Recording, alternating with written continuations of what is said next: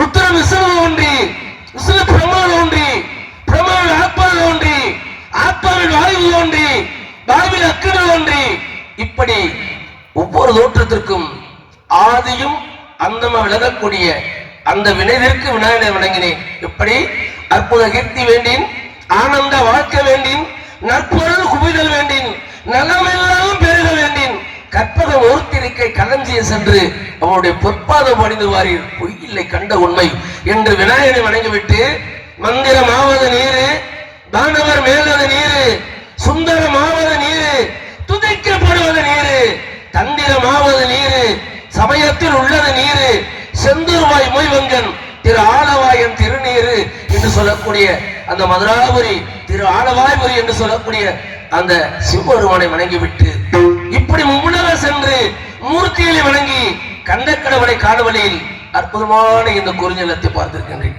உண்மையிலே ஒளி ஒளி அமைப்பினேன்.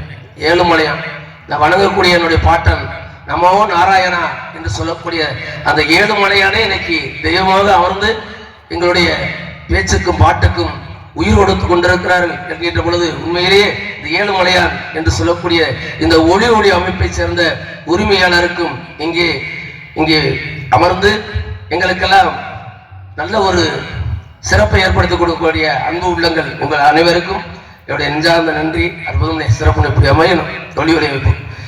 அப்படி பார்க்கும் பொழுது இந்த இடத்தில் வெகு காலம் தங்கி போகலாம் என்ற என்னுடைய எண்ணம் சொல்லுகிறது. ஏன்னா இது முருகப்பெருமானுக்கு சொந்தமான இடம், குமரன் குடிகொண்டிருக்கக்கூடிய குறிஞ்சி நிலம். நிலத்தில் சிறந்தது குறிஞ்சி, தலத்தில் சிறந்தது குறிஞ்சி, இப்படி இசைக்கு உரிய இடம் குறிஞ்சி, ஈகையும் பிறப்பட குறிஞ்சி, மலைவளம் நிறைந்தது குறிஞ்சி, மாதவம் புரிகின்ற இடம் குறிஞ்சி, கலைகளுக்கே உயர்ந்தது குறிஞ்சி, கற்பனைக்கு ஏற்ற இடம் இந்த குறிஞ்சி நிலம் என்று சொல்லக்கூடிய இந்த இடத்தில் தங்கலாம். ஆனால் தங்க முடியாது. ஏனென்றால் ஒரு நாளைக்கு ஒரு இடத்தில் நான் தங்கக்கூடிய கூடாது என்ற சாபத்தை பெற்றிருக்கின்றேன். கொடுத்தது யாரு? என்னுடைய தந்தை. ஏன் கொடுத்தார்? உலக உற்பத்தியில் ஈடுபட சொல்லி 10 பேரை படைச்சாரு. தக்கன், வசிஷ்டன், அத்திரி, அங்கிரசு, புலகன், புலஸ்திகள், பிறகு எருகு, மரிசி, நாரவன் என்று சொல்லக்கூடிய 10 பேரை படைச்சு படைப்பு தொழிலுக்கு உதவணும் அப்படியே எங்க அப்பா கேட்டுக்கிட்டாரு. நான் மட்டும் மறுத்துட்டு மத்தவங்க ஒத்துக்கிட்டாங்க. உடனே என்னுடைய தந்தை பிரமணகப்பட்டவர் எனக்கு ஒரு சாபத்தை கொடுத்துட்டாரு. ஏன் மறுத்து அப்படின்னு காரணம் இல்லை. எங்க அப்பா அந்த குடும்ப வாழ்க்கையை ஈடுபட சொன்னார். எனக்கு இல்லறத்தில் ஈடுபடுறதுக்கு விருப்பம் இல்லை. உலகத்துக்கு தொண்டு செய்யணும், உலகத்துக்கு சேவை செய்யணும். குடும்ப வாழ்க்கையில் ஈடுபட்ட குடும்பத்தை விட்டு வெளியேற முடியாது. தெரிஞ்சதானே? குடும்பம் உண்டாலே எல்லாருடைய நலன், சிந்தனை, உழைப்பு எல்லாமே அந்த குடும்பத்துக்குள்ளதான் இருந்தோம். அப்ப அது உலகத்துக்கு சேவை செய்ய முடியாது. அப்படி காரணத்தால வேணாம்னு சொல்லிட்டு எங்க அப்பா சாபத்தை கொடுத்துட்டாரு. நாரதா, என்னுடைய பேச்சை கேட்க மறுத்த காரணத்தாலே ஒரு நாளைக்கு நீ ஒரு இடத்தில் தங்கக்கூடாது அப்படின்னு சொல்லிட்டார். சரி என்று ஏற்றுக்கொண்டேன். அதற்கு பின்னாடி இந்த 10 பேர்ல மூத்தாள் எங்க அண்ணே தக்கன். அவர் என்ன செஞ்சாருன்னா, நம்மளை எதுக்கு படைச்சாரு, அதுக்கான நம்ம வேலையை செய்வோம் அப்படின்னு அப்பா தந்தையை பார்த்து சொன்னாரு. சற்று ஓய்வு எடுத்துக்குங்க, உங்க படைப்பு தொழில நான் செய்யறேன் அப்படின்னு அவரு சில பிள்ளைகளை படைச்சாரு. நான் சும்மா இருக்க மாட்டேன். எங்க அண்ணன் பிள்ளைகிட்ட போய், அண்ணன் பிள்ளைல இங்க வாங்க, உங்க அப்பா பேச்ச கேட்காதீங்க, சிவனை நோக்கி தவம் இருந்து முக்தி அடைங்க அப்படின்னு பிள்ளைகளுக்கு காட்டிட்டீங்க. அண்ணன் பிள்ளைகளுக்கு எங்க அண்ணன் பிள்ளைல நாரதர் சித்தப்பா சொல்றது நல்லா தண்டா இருக்கு, சிவனை நோக்கி தவம் இருக்கும், வெறுமலையை நோக்கி போயிட்டாங்க. எங்க அண்ணனுக்கு வந்துச்சு பாரு, நாரதா, என்னுடைய எண்ணத்திற்கு மாறாக என் பிள்ளையை நடாத்திய காரணத்தானே நான் உனக்கு ஒரு சாபம் தரேன். 2வது அவரு சாபத்தை கொடுத்தாரு. என்ன சாபம்? ஒரு நாளைக்கு நீ ஒரு கலகம் செய்ய வேண்டும், அப்படி செய்யாவிட்டால் உன்னுடைய சிறகப்பட்டது 1000 தட்டுக்கு எடிக்க கடவுது என்ற சாபத்தை கொடுத்த காரணத்தாலே கலகம் எங்கே, கலகம் எங்கே, கலகம் எங்கே என்று இந்த உலகத்தை வளம் வந்து கொண்டிருப்பது அற்புதமான இந்த குறிஞ்சிலத்தில் நல்லாம்பட்டி என்று சொல்லக்கூடிய அற்புதமான கிராம பொதுமக்களுக்கு பார்க்கக்கூடிய வாய்ப்பு கிடைத்திருக்கு. இந்த வாய்ப்பை கொடுத்தது யாருன்னா, நம்மளது திண்டுக்கல் நடிகர் சங்கத்துடைய பொருளாளராக திகழக்கூடிய அன்பு அண்ணன் விஜயகுமார் அவர்களும் அவருடைய புதல்வன் பரத் அவர்களும் இந்த வாய்ப்பை உங்களுடைய அன்பை பெற்று உங்களுடைய ஆதரவோடு எனக்கு அளித்திருக்கிறார்கள். அவர்களுக்கு நெஞ்சார்ந்த நன்றி. பெரியவர்கள் சான்றவர்களாக இருக்கிறீங்க. இந்த நாடகத்தை சாதாரண சிரமம் போட்டு அமைச்சிருக்கிறாங்க.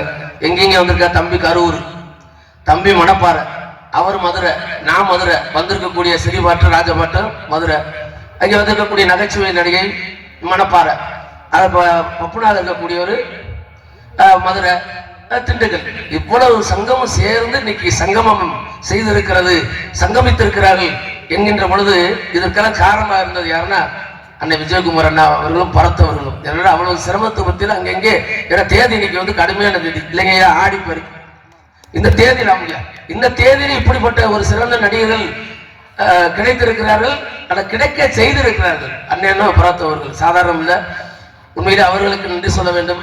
அது நல்லாம்பட்டி என்று சொல்லக்கூடிய அவர்கள் பிறந்த ஊர். இந்த ஊர்ல அற்புதமான நிகழ்ச்சி. கொஞ்சம் இருக்கிறவங்க கொஞ்சம் இருங்க, பாட்டாவே பாட மாட்டேன், கருத்துக்களும் சிந்தனைகளும் சேர்ந்து பாட்டும் கலந்துதான் வரும். அது கொஞ்சம் நீங்க பொறுமையா இருந்து உங்க செவிகளையும் உங்களுடைய மனதையும் எனக்கு கொஞ்சம் கடை கொடுக்கணும் அப்படின்றதுக்காக நாடகத்தை சிரமத்துக்கு மத்தியில் நாடகத்தை அமைத்திருக்கிறார்கள். உண்மையிலேயே பெருமையா இருக்கின்றது. அண்ணா விஜயகுமார் அண்ணா அவர்களுக்கும் அன்பு தம்பி அன்பு மகன் பரத்தவர்களுக்கும் நெஞ்சார்ந்த நன்றியை மற்றும் நல்லாம்பட்டி என்று சொல்லக்கூடிய அற்புதமான பெரியவர்களுக்கும் தாய்மார்களுக்கும் மற்றும் இளைஞர் பெருமக்களுக்கும் எங்களுடைய கலைக்குழு சார்பாக நெஞ்சார்ந்த நன்றி. உங்க ஒவ்வொருத்தருடைய பாதங்களையும் என் தலைமையில் சுற்றி வணங்கி என்னுடைய நன்றியை தெரிவித்து வணங்கி நான் மகிழ்கின்றேன். என்னங்கய்யா? ஆமா, கொஞ்சம் அப்படியே கொஞ்சம் இருங்க. ஆக இந்த விநாயகனை வணங்கிடுவோமா? அப்புறம் பாட்டு பார்த்துருவோம். விநாயகனே ஞானத்தின் மூல முதலாவார், விநாயகனே வேண்டுவதை விநாயகனே எண்ணத்தில் வாக்கில் செயலிலே நிற்பார், திண்ணமாய் அவன்தான் துணை. ஓங்காரமே அவன் கண்ணநாதமே,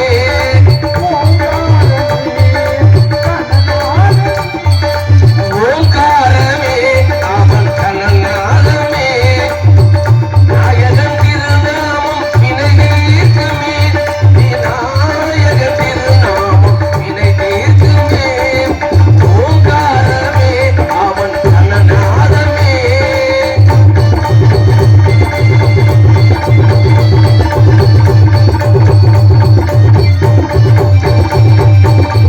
ஐங்கரத்தான் தருவார் அனுக்கிரகமே, ஒரு ஆபத்தை போக்கும் அவன் அபயகரமே. ஐங்கரத்தான் தருவார் அனுக்கிரகமே, ஒரு ஆபத்தை போக்கும் அபயகரமே. மைக்கையேந்தும் மணிக்கலசமே,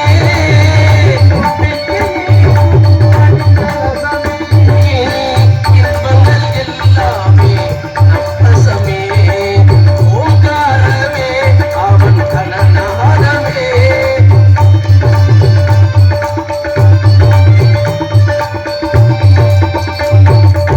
வினைகளை எரிசெவிகள் விசிறிவிடும், விழிகளில் அருள் பார்வை வெற்றி தரும், வினைகளை அருள்செவிகள் விசிறிவிடும், வினைகளை அருள்செவிடும், பாவோ படிப்படியாய் பறந்துவிடும், பாதம் படிப்படியாய் கேட்டுவிடும், ஓங்காரமே அவன் கண்ணநாதமே, நாயகன் திருநாமம் வினை தீர்க்குமே, விநாயகன் திருநாமம் வினை தீர்க்குமே.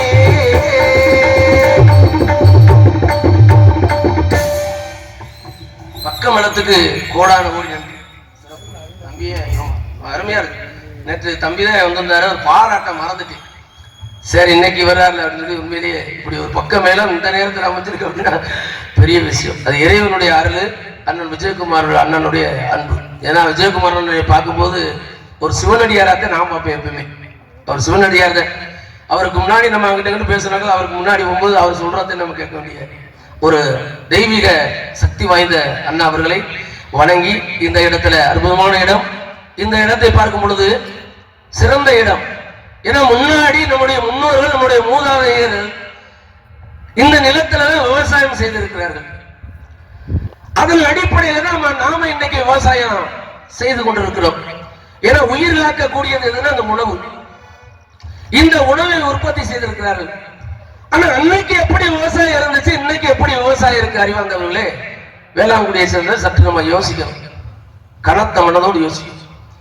இன்னைக்கு யாருக்கும் விவசாயம் செய்யறதுக்கு விருப்பம் இல்லை. விவசாயத்தை விட்டு வெளியேறிடுவோமா என்று சில பேர் நினைக்கிறாங்க. விவசாயத்தை விட்டு சிலர் வெளியேறிட்டாங்க. காரணம் என்ன? உழுதவன் கணக்கு பார்த்தா உனக்கு கூட மிஞ்சல. எதுக்குன்னு அந்த விவசாயத்தை கட்டிக்கிட்டு அழுகணும் அப்படின்னு நெல்லு விளைகிற பூமியில கல்ல ஊண்டி விளை நிலத்துல இன்னைக்கு வீட்டு மனைகளாக மாற்றக்கூடிய ஒரு கொடுமை என்பது விவசாயத்துக்கும் விவசாயிக்கு இன்னைக்கு நடந்து கொண்டிருக்கிறது அப்படின்றத நம்ம பார்க்கணும். ஏன்னா ஊருக்கே சோறு போடுறது யாரு? விவசாயி. ஒரு நாடுன்னா விவசாயி வாழணும் வளரணும். அப்படி விவசாயி வாழ முடியல வளர முடியல, விவசாயத்துக்கு வாங்கின கடனை கட்ட முடியாம தற்கொலை செய்யக்கூடிய ஒரு நிலை அவல நிலை இருக்கிறதுனா நாடு இல்லை, அது சுடுகாடு. ஏன்னா சாப்ட்வேர் கம்பெனில வேலை பார்த்தாலும் சாப்பிட்டு போயிட்டு வேலை பார்க்கணும் இல்லையானே. வானத்துல வெண்ணூறுல வரணும் கேரி அவனுக்கு சோறு பூமியில இருந்தா போகணும்.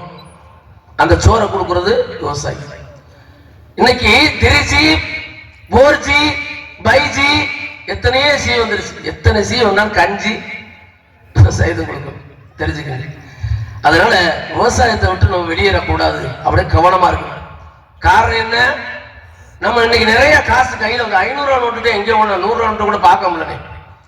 கையில நிறைய காசு வச்சுட்டு விவசாயம் வேணாம்டா, கடையில போய் கொடுத்தோம்னா அரிசி பருப்பு கத்திரிக்காய் தக்காளி கொடுத்துட்டு போறாங்க, இதுக்கெல்லாம் போய் அப்படின்னு நினைக்கிறான்.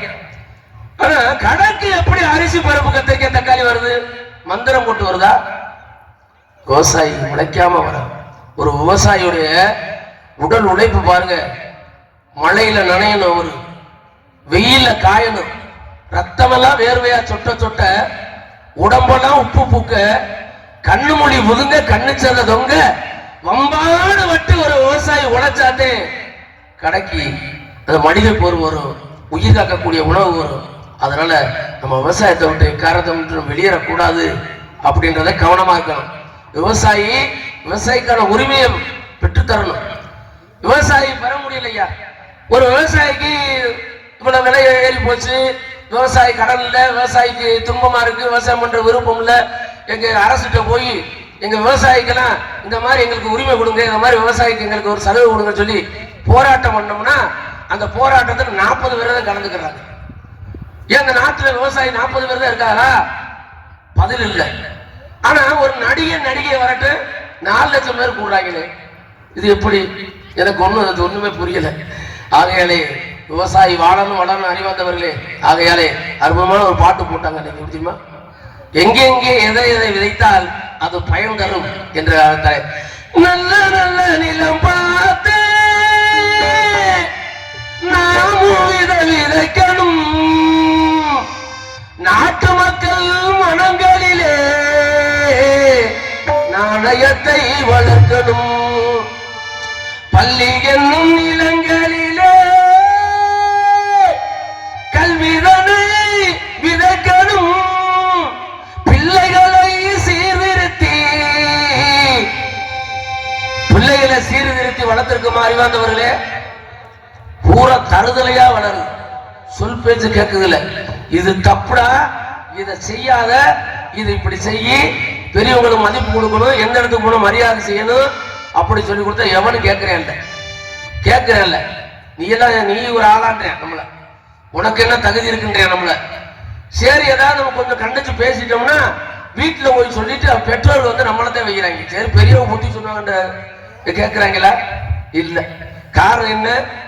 மது போதைக்கு நம்ம பிள்ளை ஒரு அடிமையாச்சு, இளைஞர் ஒரு போதை. இந்த திரைக்கவரிச்சுக்குள்ள போயிட்டு அன்னைக்கு திரைக்கவரிச்சு நிறக்கவரிச்சு இதுல பாத்தீங்கன்னா சிறப்பா இருந்துட்டாங்கன்னு வச்சுக்கோங்க. பசங்களா இருந்தாலும் பொம்பளை பிள்ளை, ஐயோ பெரிய ஆணவங்க அவங்களுக்கு. இந்த கருத்தை பையங்க எவ்வளவு ஆற்றல் இருந்தாலும் அவங்க ரொம்ப பவ்யமா இருப்பாங்க. நான் பார்த்திருக்கேன். கொஞ்சம் கலரா வெள்ளையா இருந்துட்டாங்கன்னு வச்சுக்கோங்க. அடையப்ப அவங்க பக்கத்துல கூட நம்ம பக்கத்துல தீண்டத்தகாத மாதிரி நினைச்சுக்கிட்டு அவங்களுக்கு அப்படியே மண்டை கணம். சின்ன பையனுக்கு எந்த புத்திமதியும் சொல்ல முடியல.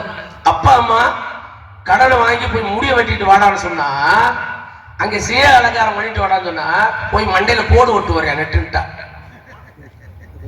என்னடா அப்படி போட்ட? தொங்கும் தோட்டமா, தோட்டத்தை எங்க தொங்க விட்டுருக்கேன் பாருங்க தலையில பாருங்க. இன்னும் சில பேர் என்ன இப்படி மலையேறும் பாத மாதிரி இப்படி ரவுண்டா போட்டுக்கிட்டேன்.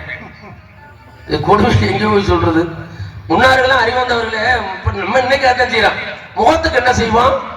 சேவ் பண்ணுவான், முகத்தை வடிப்பான். இதானே? தலைக்கு என்ன செய்வான்? முடி வெட்டுவான்.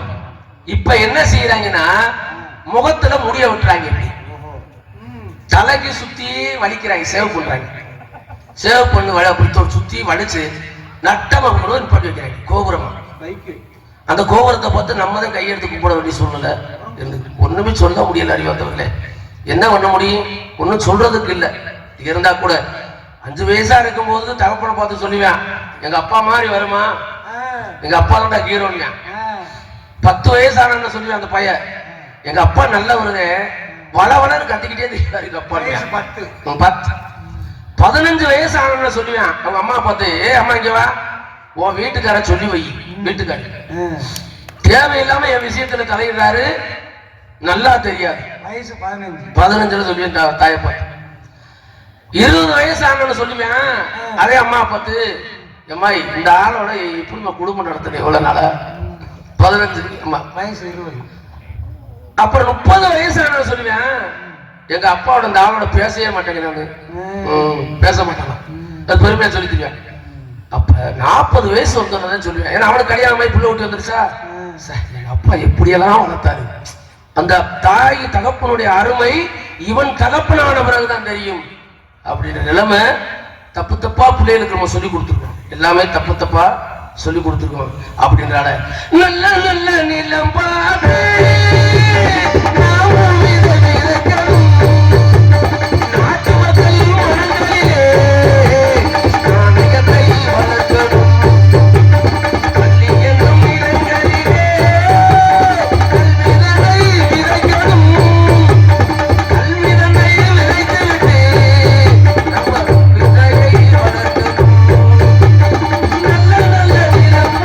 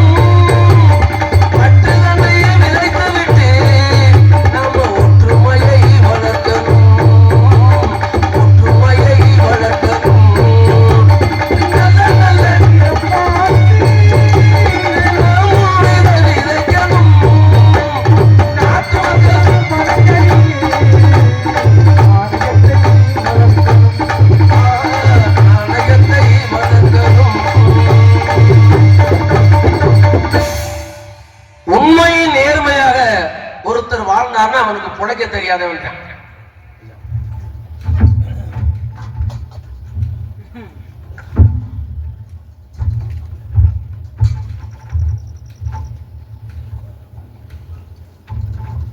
சீலப்பாடி கொத்தம்பட்டி கிராமம் சேட் என்ற பெரியசாமி அவர்கள் இந்த பாடலை பாராட்டி அண்ணன் சுரேஷ்குமார் அவர்களுக்கு ரூபாய் 20 அன்பளிப்பு கொடுத்திருக்கார். ஐயா அவங்க 200 பொற்காசு நினைத்து எனக்கு 20 ரூபாய் அன்பளிப்பு அளித்திருக்கிறார்கள். ஐயா அவர்களுக்கு நெஞ்சார் நன்றி. அவரை வணங்கி நான் மகிழ்கிறேன். நன்றி ஐயா. உண்மையின் நேர்மையாக ஒருத்தர் ஊருக்குள்ள வாழ்ந்தாருன்னா அவருக்கு புழைக்க தெரியாதவரு. அயோக்கியத்தனம் பண்றான் பாருங்க, அவனுக்கு பேரு புத்திசாலி. ஏன்னா நல்லவர்களாக வாழ்வது இந்த உலகத்துல மிக மிக ஆபத்தானது, நல்லவர்களாக வாழ முடியாதான் அப்படின்னு மேலை நாட்டு அறிஞர் பெர்னாட் ஷா சொல்றார். காரணம் என்ன? இயேசுவை சிலுவையில் அறைந்தது இந்த உலகம், நபிகள் நாயகத்தை கல்லால் அடித்தது இந்த உலகம், அப்பர் சுவாமியை கல்லை கட்டி கடலில் போட்டது இந்த உலகம் தான், திருஞான சம்பந்தரை அவர் வாழ்ந்த குடிசைக்கு தீ வைத்தது இந்த உலகம், உலகம் உருண்டை என்று கண்டுபிடித்த கலிலியாவுக்கு விஷம் கொடுத்து கொண்டது இந்த உலகம், மகாத்மாவை சுட்டுக் கொண்டது இந்த உலகம். இப்படிப்பட்ட உலகத்துல மனிதன் மனிதனாக வாழ்றானா? இல்ல, மனித உருவத்தில்தான் இருக்கிறானா, மனிதனாக வாழவில்லை. மனிதன் எல்லாம் தெரிந்து கொண்டான், வாழும் வகை அறிந்து கொண்டான், மனிதனாக பிறந்தவனுக்கு மனிதனாக வாழ தெரியல. யார் மனிதனாக வாழ்றா? மனிதனாக வாழ முடியல. எல்லாமே அயோக்கியத்தனம், எல்லாமே திருட்டு கெடுதல், எல்லாமே நடந்து கொண்டிருக்கிறது அப்படின்னு நினைக்கும் பொழுது வேதனையா இருக்கு. இப்ப யாருதான் மனிதன்? மனித வடிவுல இருக்க, மனிதனாக வாழல. ஒரு நேரத்துல சென்னையில திருவற்றியூர்ல நெல்லிக்கார தெருன்னு ஒரு தெரு இருக்கு, ஒரு நீளமான தெரு. அங்கே நம்முடைய அருப்பெருஞ்சோதி தனிப்பெருங்கரை என்று வள்ளலார் அவர்கள் அங்கே தங்கியிருக்கிறார். ஏதோ ஒரு காரிய நிமித்தமாக தங்கியிருக்கிறார். அதே வீதியில ஒரு 10-20 வீடு தள்ளி ஒரு சாமியார், அதே வீதியில நிர்வாண சாமியார். அவர் நிர்வாணம் தான் இருப்பார் எப்பவுமே. அவரு போற வீதியில உட்கார்ந்துக்கிட்டு போற வர ஆளுகள் எல்லாம் பார்த்து சொல்லுவாரா, இந்த நாய் போகுது, இந்த நரி போகுது, இந்த கழுத போகுது, இப்படியே ஆளுகளை போல சொல்லுவாராம். இவங்க போறவங்களுக்கு கோவம் வந்துருமா, ஏ சாமியார என்ன நாங்களாம் மனுஷிக்க போய்கிட்டு இருக்கோம், எங்களை பார்த்து நாய் நரி பன்னி கழுத இல்லையே அப்படின்னு திரும்பி கேட்டேன்னு அவர் சொன்னா, உங்களை எல்லாம் பார்த்தா அப்படி மனுஷனா தெரியலையே அப்படி சொல்லுவாரா. இப்படியே சொல்லிக்கிட்டே இருப்பாராம். அந்த வீதியிலே அன்னைக்கு ராமலிங்க சுவாமிகள் வள்ளலார் வரணும். சீடர்கள்லாம் போய் சொன்னார்களாம், ஐயா சுவாமி இன்னைக்கு இந்த வீதியில போக வேணாம், அடுத்த வீதியில போவோம் அப்படின்னு. ஏன்னு கேட்டதுக்கு அங்க ஒரு சாமியார் வந்து நாய் நாரி பண்ணிக்கிட்டே சொல்லிட்டு இருக்காரு, உங்களையும் சொல்லி போடுவாரு அப்படின்னு சொல்றாங்க. அப்ப சாமிகள் சொன்னார்களா, அவர் வேலையை அவர் பார்க்கிற, நம்ம வேலையை நம்ம பார்ப்போம், அதே வீதியில வாடா போவோம்னு சொல்லி போன உடனே அதே பக்கத்துல உன அந்த நிர்வாண சாமியாரு சுவாமிகள் ராமலிங்க சுவாமிகள் வள்ளலார் வந்த உடனே அவர் பார்த்து சொல்றாரா, இந்த மனுஷன் வராரு பத்தீங்களா, எல்லாரையும் நாய் நரி பண்ணி கழுதைன்னு சொன்னவரு ராமலிங்க சுவாமி வந்த உடனே அவர் யாரும் தெரியாது, ஆனா மனுஷன் வராரு. அவர் தெரிஞ்சிருக்குவாங்க, மனித உருவில் இருந்தாலும் மனிதனாக வாழவில்லை, ஆனா இவர் தான் மனுஷன் அப்படின்னு சொல்லும் பொழுது நம்ம மனிதனாக வாழவில்லை. அன்றைக்கெல்லாம் அடுத்த ஒரு துன்பத்தை கண்டு நம்ம ஓடி போய் அந்த துயரை துடைத்தோம். இன்னைக்கு மற்றவங்க துன்பத்தை நம்மளுடைய துன்பம் நினைக்கிறதுல இன்பத்தை காணுகிறோம். அன்னைக்கு எந்த வசதி வாய்ப்பு இல்லை அறிவாந்தவர்களே. அன்னைக்கெல்லாம் நம்ம வீடு குடிசை வீட்டை தாண்டிதான் எல்லாரும் வந்திருப்போம் இல்லைங்கய்யா. எங்க வீட நான் வாழத்தட்டு குடிசை விடுதே, அறிக்கை லைட்டுதே, வெளியில தான் படுத்திருக்கணும், அந்த விசிறி வச்சு வீசுவோம். அந்த இரவுல தன்னை மறந்து தூங்கினாத்தே அங்கே தூக்கம் வராது, குசுக்கடி இருக்கும், வேர்க்கும், ஒண்ணுமே பண்ண முடியாது. எந்த வசதியும் இல்லை. இன்னைக்கு ஏசி வச்சிருக்கிறோம், கார் வச்சிருக்கோம், வீடு கட்டியிருக்கோம், இப்ப இருக்கு. ஆனா அன்னைக்கு எந்த வசதியுமே இல்லாம இருக்கும் பொழுது நம்முடைய பெரியவங்களுடைய மனசு விரிஞ்சு இருந்துச்சு, பறந்து இருந்துச்சு. இன்னைக்கு எல்லா வசதியும் இருக்கு, ஆனா மனசு எல்லாரும் மனசும் சுருங்கி போய்விட்டது. அப்படின்ற காலத்துல அடுத்தவர் வேதனைகள் இன்பத்தை காணக்கூடிய மனிதர்கள் பெரிய மனுஷனா இருப்பார், உள்ளம் சின்ன உள்ளமா இருக்கும். எப்படி தெரியுமா? அடுத்தவன் வேதனையை தன் மனசுல சந்தோஷப்படக்கூடிய இந்த சூழ்நிலை.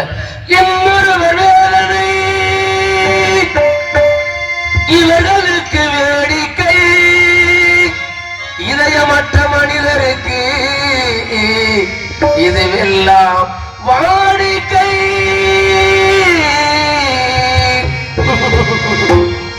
எத்தனை பெரிய மனிதனுக்கு எத்தனை சிறிய மனம் இருக்கு,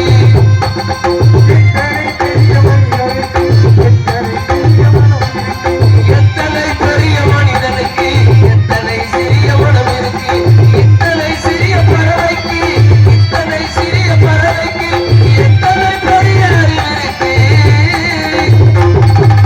எத்தனை பெரிய மனிதனுக்கு எத்தனை சிறிய மனம் இருக்கு.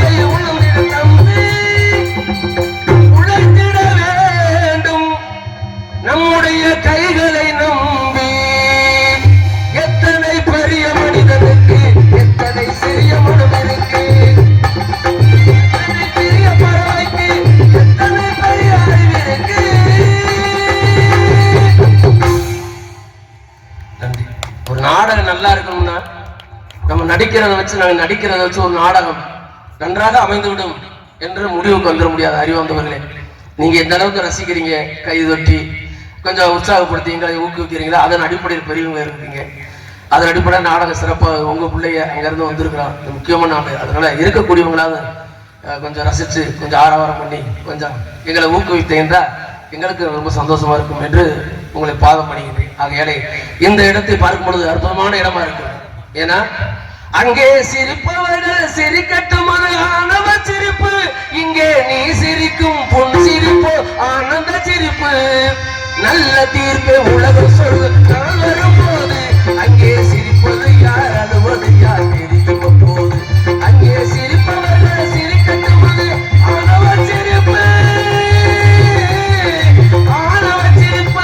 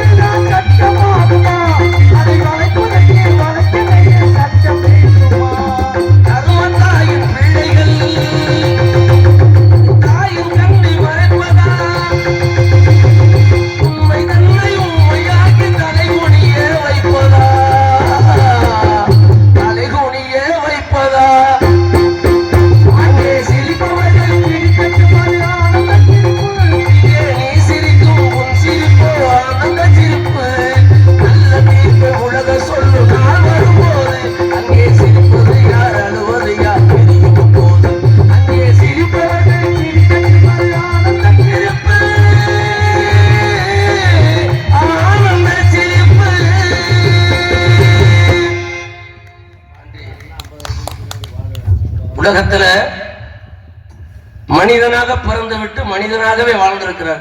ஏன்னா மனிதர் உண்டு, மனிதருள் தெய்வமும் உண்டு, மனிதருள் மாணிக்கமும் உண்டு. கடைசியில மனிதன் மிருகமாக வாழ்ந்து சென்றிருக்கிறார். வையத்துள் வாழ்வாங்கு வாழ்வான், வானுரையில் தெய்வத்தில் வைக்கப்படும் என்று இந்த உலகத்தில் வாழ்ந்து சென்றிருக்கிறார்கள். அதுல சிறப்புக்குரியவர் இன்றைக்கு எல்லாராலும் கட்சியை விடுத்து இன்றைக்கு பாராட்டக்கூடியவர் யாருன்னா விஜயகாந்த். அவர் எங்க நடிகர் சங்கத்துடைய தலைவராக இருந்து எங்கள் போன்ற நலிந்த கலைஞர்களுக்கெல்லாம் நிறைய பேர் உதவி செய்திருக்கிறார்கள் என்கின்ற பொழுது அவருடைய இன்றைக்கும் புரட்சி தலைவருக்கு பின்னாடி புரட்சி தலைவரும் விஜயகாந்தை எதிலுமே சேர்க்க முடியாது. அவர் பொதுவானவர்.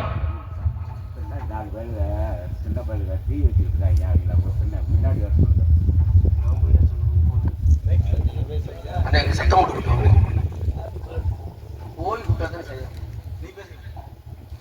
ஆகையாலே புரட்சி கலைஞர் விஜயகாந்த் அண்ணா அவர்களை மறைந்தாலும் தெய்வமாக வாழ்கிறார் என்கின்ற பொழுது ஏழைகள் வாழ நீ சரிதாயாரும் என்னென்ன இங்கே சொல்வே அன்பாலே சேர்ந்த நெஞ்சங்கள் வாழ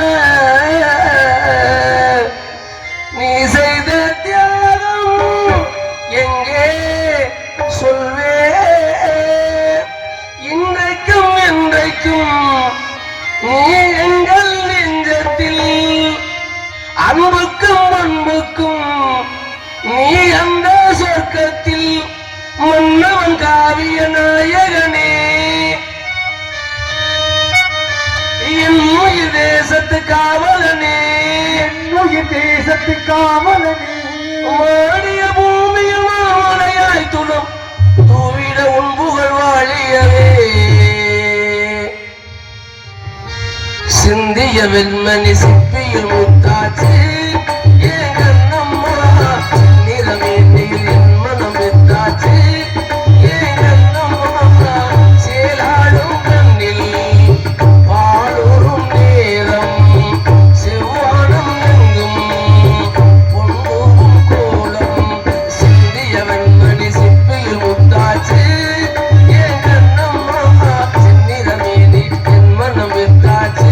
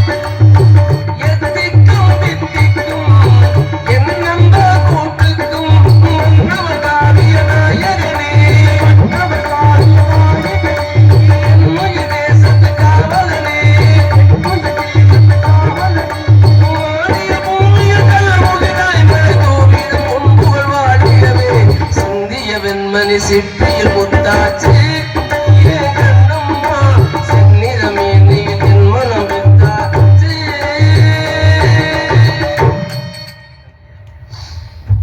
இந்த இடத்தை பார்க்கும் பொழுது நனிநீரும் மண்ணும் மழையும் அணிநிற காடும் உடையது அரண். ஒரு நாடுனா 4 காரணிகள் சிறப்பாக அமையணும் அப்படின்னு நம்ம அறநூல் சொல்லுது. ஒரு நாடு அல்லது ஊரு நல்ல நீர் இருக்கணும், அடுத்து மண் வளம் இருக்கணும், அடுத்து மழை வளம் இருக்கணும், அடுத்து காடுகள் இருக்கணும் அப்படி சொல்றாங்க. முதல் காரணி நீர். இன்னைக்கு நல்ல தண்ணி கிடைக்குதா? எங்கேயாவது நல்ல தண்ணியே இல்லை என்றாலும் சரி, உப்பு தண்ணியாவது கிடைக்குதா? இல்ல. பூமிக்குள்ள தண்ணி இல்லை. ஏன் காரணம் என்ன? அதுக்கு பல காரணங்கள் உண்டு. தண்ணி பூரா உறிஞ்சு வேற மாதிரி போயிடுச்சு, கார்பரேட் கம்பெனி, அது நமக்கு அதுக்குள்ள போகணும். அவன் நல்ல தண்ணி கிடைக்கல. இன்னைக்கு நம்ம ஊர்ல எப்படி கிடைக்குன்னு தெரியல. அதான் குறிஞ்சியும் உள்ளையும் முறைமையில் தெரியின் நல்ல இயல்புகளை இழந்த நிலம் நடுக்கூற்று பாலை என்னும் படிவம் கொள்ளும் என்று சிலப்பதிகாரத்தை எழுதிய இளங்கோவடிகள் 2000 ஆண்டுகளுக்கு முன்னாடியே தான் எழுதிய சிலப்பதிகாரத்தில் ஒரு பதிவு பண்ணிட்டு போயிட்டார். நம்ம நாடு நீரற்ற பூமியாக ஒரு காலத்துல போக போகுது, மனிதன் வாழ்வதற்கு தகுதியற்றவ நிலமாக ஆக போகுது அப்படின்னு சொல்லிட்டு போயிட்டாரு. 100 ஆண்டுகளுக்கு முன்னாடி ஒரு மகான் சொன்னாரு, பாலை எப்படி பாட்டில் அடைச்சு விற்கிறீங்களோ அதே போல தண்ணியும் அடைச்சு விற்க போறீங்க அப்படி சொன்னார். அன்னைக்கு உள்ளவங்களாம் கேலி பண்ணி சிரிச்சாங்களா, இவருக்கு கிறுக்கு பிடிச்சு போச்சா, தண்ணியை போய் யாரும் பாட்டில் அடைச்சுப்பாங்க இல்லையா, பாலாறு தேனார் அன்னைக்கு ஓடிக்கிட்டு இருந்துச்சு. அதனால அவங்க கேலி பண்ணி சிரிச்சதுல ஒண்ணும் தப்பு இல்லை. ஆனா இன்னைக்கு எப்படி இருக்கு? அவர் சொன்னது நடக்குதா இல்லையா? 1 லிட்டர் பாட்டில் தண்ணி வந்து 20 ரூபா, 100 ரூபா வந்தாலும் ஆச்சரியப்படுறதுக்கு இல்லை அறிவாந்தவர்களே. அந்த நிலம் வந்துச்சா இல்லையா? சரி, நம்ம கையில காசை வச்சிருக்கிறோம், தண்ணி தட்டுப்பாடாது, கடையில போய் வாங்கி நம்ம குடிச்சிட்டு வந்துடும், தாகத்தை தீர்த்துக்கலாம். ஆனா இந்த பூமி நமக்கான சொந்தமான மட்டும் இல்லை, எல்லா உயிர்களும் வாழக்கூடியது பூமி. ஆனா நம்ம என்ன செய்யறோம்? பூமி எனக்கு தாண்டா சொந்தம், எனக்கு தாண்டா சொந்தம், எனக்கு தாண்டா சொந்தம் அப்படின்னு நினைக்கிறோம். ஏன்னா பூமி அப்படி இருக்கு. அப்ப இந்த பூமியில வாழக்கூடிய ஆடு மாடு பறவை சிட்டு குருவி தட்டான் புழு பூச்சினா தண்ணிக்கு எங்கே போய் யோசிச்சிருக்கோமா? இப்ப இதுக்கெல்லாம் வாழணுமா? வாழணும். அது வாழலைன்னா நம்ம செத்து போயிருவோம். இப்படி சொல்றீங்க நாரதரை அப்படின்னா, ஒரே ஒரு உதாரணம் சொல்றேன். விவசாயி எல்லாமே கத்தரிக்காய் நடுறோம், தக்காளி நடுறோம், நம்ம ஏதோ பயிர் வச்சு நடுறோம், தண்ணியை பாய்ச்சுறோம், உரத்தை போடுறோம், வளருங்கிறது பூ பூக்குது. காய்க்கணும்னா பூ பூத்த பிறகு இந்த தேனி வண்ணத்து பூச்சினா அந்த மலர்ல தேன் எடுக்க போகுமா. இது அறிவியல் உண்மை, நமக்கு தெரியாது. அது வாழ இதை காய்க்குது பறிச்சுட்டு வரணும். ஆனா அதுக்குள்ள சில இயற்கை மாற்றங்கள் நடந்து கொண்டிருக்கிறது, அது நம்ம கண்ணுக்கு தெரியாது. அது தேனை குடிக்க போற வண்டு வண்ணத்து பூச்சி தேனியெல்லாம் அந்த மலர்ல உட்காந்து தேனை பருகும். மலருக்கு வலிக்காம தான் பருகும். அப்படி பருகும் பொழுது மலர்ல உட்கார்ந்தே பருகும். அப்ப அந்த மலர்ல மஞ்சளா இருக்கும், மகரந்தம்னு சொல்லுவாங்க. அந்த மகரந்தத்தை உடம்புல அப்பிக்கணும் குடிக்கும் போது. அப்படி இப்படின்னு அந்த ஒரு மலர்ல குடிச்சுதான் சொன்னாரு, தத்தித்த தூதிதி தாது துதி துத்தித்த துதைத்தி துதைத்த தூதுதி தித்தித்த தித்தித்த தாதுதி தித்தித்த தொத்தித்த தித்தித்த தாது.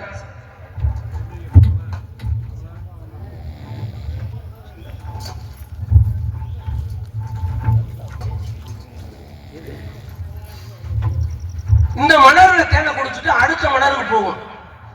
அந்த மலர்ல இங்க ஆரம்பத்து குடிச்சது அந்த மகரம் தான், அந்த மஞ்சள் இருக்குங்க அந்த கலர். எம்ஜிஆர் பாடல் பாடியதற்காக ஜிபி கண்ணன், ஏ ஆறுமுகம், எஸ் முத்துராஜ் அவர்கள் சார்பாக ரூபாய் 30 அன்பளிப்பு கொடுத்திருக்கோம். அண்ணா அவர்களுக்கு நெஞ்சார்ந்த நன்றி. ஆமா, நிறைய அன்பளிப்பு கொடுங்க உங்க பிள்ளைக்கு. ஆகையாலே அண்ணா அவர்களுக்கு நெஞ்சார்ந்த நன்றியை தெரிவித்துக்கிறேன். அந்த மலர்ல போய் உட்கார்ந்த உடனே இந்த மகரந்தத்தை அங்கே கடத்தும். அப்பதான் அது சூழ் கொண்டு காய்க்கும். இதை காய்க்காது. இந்த வேலையை நம்ம செய்ய முடியுமா? காலையில போய் விவசாயி இப்படியே தொட்டு தொட்டு தொட்டு தொட்டு வைக்க முடியுமா? அப்ப அதுகள் வாழணும். அது வாழலைன்னா பல உதாரணங்கள். அப்ப என்ன ஆகுது? நீர் இல்லை. அப்ப எல்லா உயிர்களும் வாழணும், நீர் தேவை. அடுத்துன்னா மண்ணு. மண்ணுன்னு இந்த மண்ணு இல்ல, ஆற்று பெருக்கட்டு அடிசூடு மண்ணாலும் ஊற்று பெருக்கால் உலகட்டும். மழை 10 வருஷம் இல்லைன்னா ஆத்துல தோண்டுங்க, தண்ணியை கொடுக்கும். இன்னைக்கு ஆறு உயிரோட இருக்கா? ஆறு செத்து போச்சு. எப்படி? நம்ம உடம்புக்கு தோல் அவசியம். தோல் இல்லாம உடம்பு பார்க்க முடியுமா? அது போல ஆற்றுக்கு தோல் மண். மண்ணை பூரா அள்ளிட்டா ஆறு எப்படி இருக்கு? குண்டும் குழியுமா சாக்கடையும் கருவேலையும் முளைச்சு போச்சு. முன்னோர்கள் அப்படியே கொடுத்துட்டு போனாங்க நம்மள்கிட்ட. அப்படி மண்ணை பரப்பி கொடுத்துட்டு போனாங்க. இந்த மண்ணை எப்படி போச்சு? மணல் கொள்ளை. மணல் கொள்ளையை பத்தி பேசக்கூடாது, அது பெரிய இடத்து விவகாரம். அரைமை கொடி விட்டு அம்மிக்கல்ல உடைக்கி, அது தேவையில்லை. ஒரு அடி மண்ணு உருவாவதற்கு 100 ஆண்டு காலமாக மாறி வந்ததில்லை. எத்தனை அடியை தோண்டி விட்டோம்.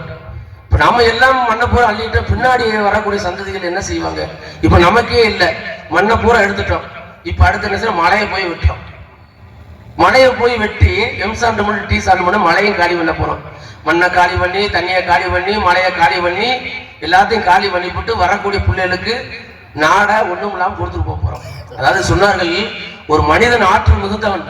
மனிதனால் உருவாக்க முடியாது எதுவுமே கிடையாது. ஆனா மண்ணையும் மழையும் உருவாக்க முடியாது அறிவாந்தவர்களே. சரி, மண்ணன் தண்ணி இல்ல, மழை இல்ல, மண் இல்ல. அடுத்து காடு. நாட்டுல 33% ஒரு நாட்டுல காடு இருக்கணுமா? 100க்கு 33% காடு இருக்கணுமா? ஆனா இன்னைக்கு கணக்கெடுத்து பார்க்கல 13% காடு இருக்கான். அப்ப காடு அவசியமான அவசியம். நம்ம உயிரெல்லாம் யார்கிட்ட இருக்கு? நம்மகிட்ட இல்ல, மரத்திட்ட இருக்கு. நச்சு காற்றை மூச்சு காற்றாக மாற்றி கொடுப்பது மரம். அது கொடுக்கக்கூடிய ஆக்சிஜன், கார்பன் டை ஆக்சைடு எடுத்துக்கிட்டு ஆக்சிஜன் நம்ம கொடுக்குது. அப்ப மரம் இல்லைன்னா ஒரு மனிதன் பிறந்ததுல இருந்து அவன் இறக்குற வரை 428 மரம் வேணுமா? ஆனா இன்னைக்கு கணக்கெடுத்து ஒரு புள்ளி வர சொல்லுது, வெறும் 28 மரம் தான் இருக்கின்றது என்கின்ற பொழுது ஏன் மனிதனுக்கு வியாதி வராது, நோய் வராது? மரங்கள்லாம் வளர்க்கணும். நம்ம ஆளுங்க மரமா வெட்டு துட்டு, மரம் வளர்க்க யாரும் இல்லை. அப்படி மரத்தை எல்லாம் நாம் துட்டாக பார்த்து கொண்டிருக்கிறோம். அப்படின்னு தீமூட்டி தீமூட்டி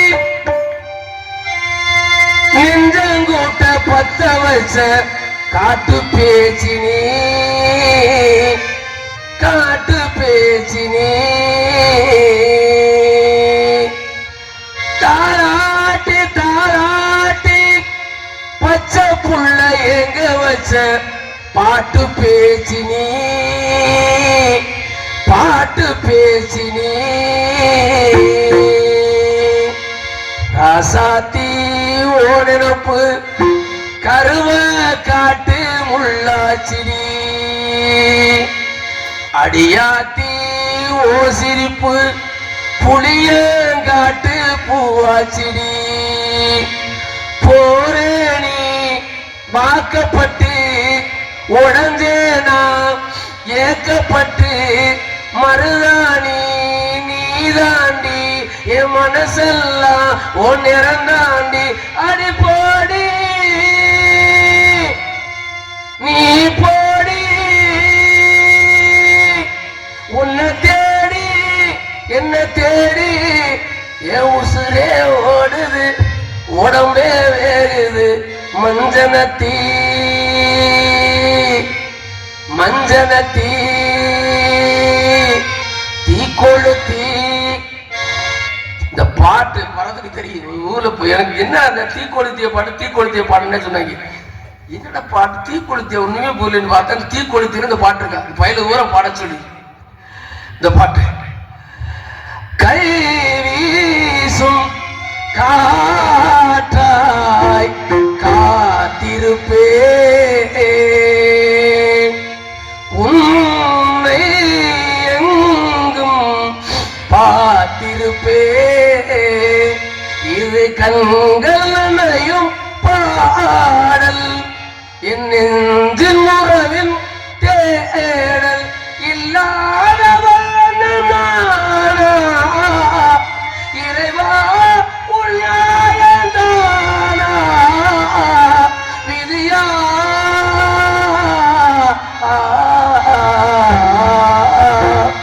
மலைவானம் தூரும் போது மணல் என்ன கூசுமோ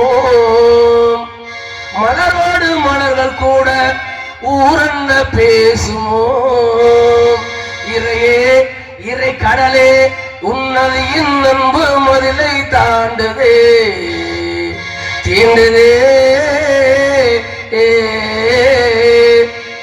பரத்து உன்னை நினைச்சு நினைச்சு உருகி போனே மெழுகா நெஞ்ச உதச்சு உதச்சு பறந்து போறா அழகா யாரோ எவரோ என்னை தீண்டும் காற்றின் விரலோ யாரோ எவரோ தாளாட்டும் தாயின் குரலோ மலையோட வீசும் காத்து மனசோட பாடும் பாட்டு கேக்குதா கேக்குதா ஆறாரோ பாடினாலும் ஆறாரோ ஆகாதம்மா சொந்தங்கள் தேடினாலும் தந்தை தாயாகாதம்மா என்னோட தாய் இறந்த பாட்டு தானம்மா உருகுதே மருகுதே ஒரே பார்வையாலே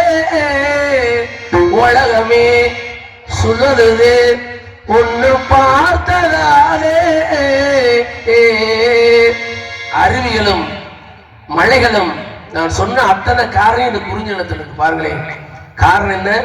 இந்த இடத்துக்கு மனிதர்கள் வரவில்லை. ஆடு மாடு போனா கூட திரும்ப புல்லு முளைச்சிடும் பாதையில. மனுஷன் நடந்து வருது 4 நாளைக்கு புல்லே முளைக்குமா? விஷம் நிறைந்தவர்கள் மனிதர் உள்ளத்தாலும் உடம்பாலும். ஆனா இங்கே இப்படி இயற்கை வளங்கள் அமைந்திருக்கிறது. பரத்தோட அமைப்புல என்கின்ற பொழுது இங்கே ஓடக்கூடிய இந்த அருவி வருங்க. அந்த அருவி ஓடுது வருங்க. அது குளிச்சோம்னா உடம்புல இருக்க வியாதியெல்லாம் போயிடும். கோடி அருவி கொட்டுது அப்படின்னு கோடி அருவி கொட்டுது அடிய மேல அத தேடி உசுறு ஒட்டுது நில ஒன்னால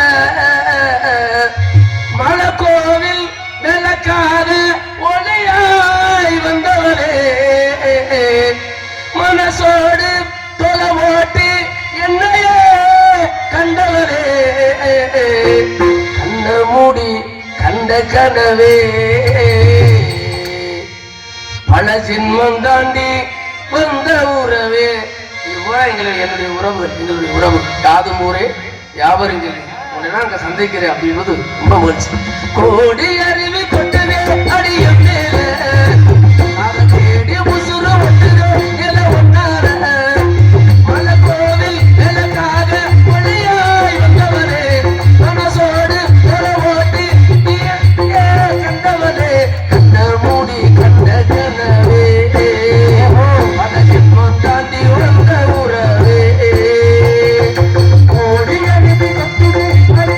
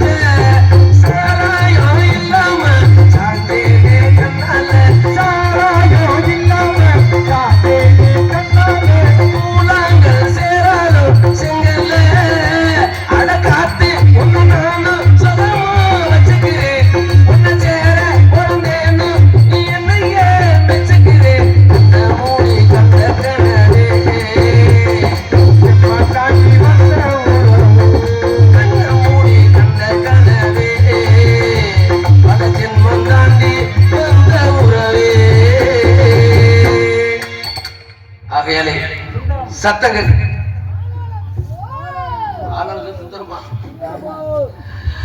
அற்புதமான சத்தம். இந்த சத்தத்தை கேட்கும் பொழுது அருமையாக இருக்கிறது. ஆளோலம் சோ என்று தமிழச்சி தமிழ் சொல்லில் ஆளோலம் ஓ ஓம் என்று சொல்லக்கூடிய இந்த கானத்தை கேட்கும் பொழுது பூங்காற்றே இனி போதும் என் உடல் தீண்டாதே, இங்கு போராடும் சருகான பூமணம் தாங்காதே. பூங்காற்று வீசி உடம்புல வரும் பொழுது எவ்வளவு சுகமா இருக்குமோ அதுபோல செந்தமிழ் நாடகம் போதில்லை என்பதேன் வந்து பாயுது காதினில்லை என்பதை போல ஆளோலம் சோ என்று இந்த பெண்ணுடைய குரலை கேட்கும் பொழுது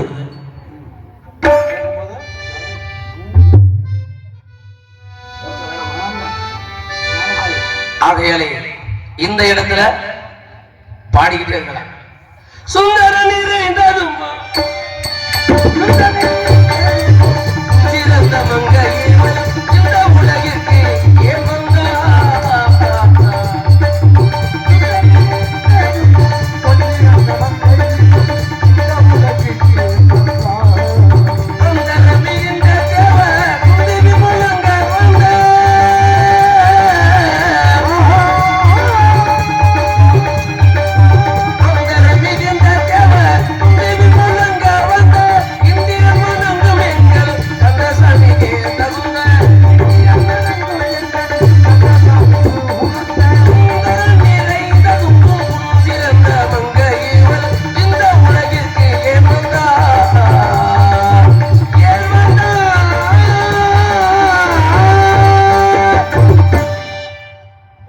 அண்ணாவை சந்திக்க வேண்டும், முருகப்பெருமானுக்கு மனம் முடித்து வைக்க வேண்டும் என்ற காரணத்தாலே சந்திப்போம். நாராயண